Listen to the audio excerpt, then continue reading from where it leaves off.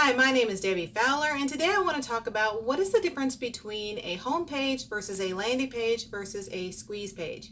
But before I do, please remember to subscribe to my channel and click on the bell so you're notified when new videos are posted. New internet marketers get hung up on the difference between a home page versus a landing page versus a squeeze page. So in this video, we're going to explore the different types.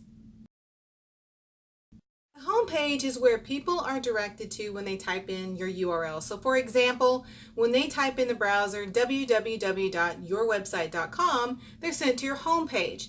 So this is usually the main page of whatever your overall business is going to be about.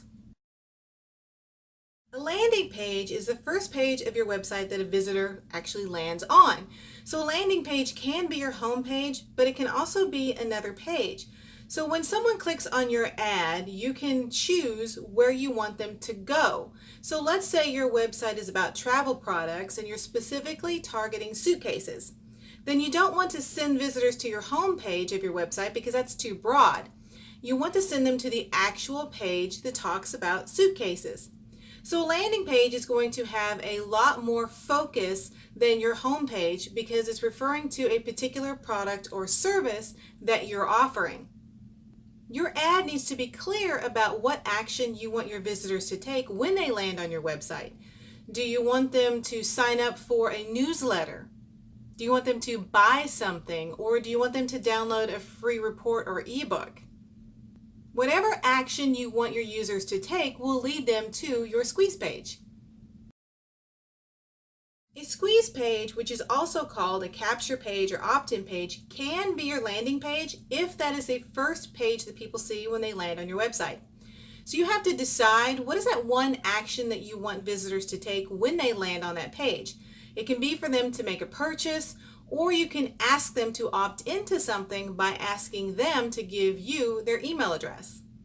Once they give you their email address, they can get access to your free newsletter, ebook, cheat sheet, maybe you have a free course or a video or a template, whatever you're offering them.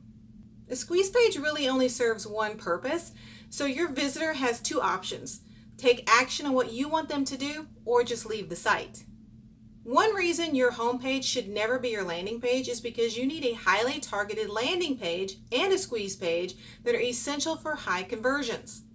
One thing to remember is a landing page can serve as a squeeze page, also known as a capture page or opt-in page. It just depends on how you have it set up. Let me show you some examples from Digital Marketer. This is considered a home page because it is the main page of their website. It talks about who they are and how you can get started if you're interested in their products. This is an example of a landing page. So let's say you're on their email list and this URL was emailed to you. When you click on it to open it up, you're sent here. Now this is giving you all the information about one of their products.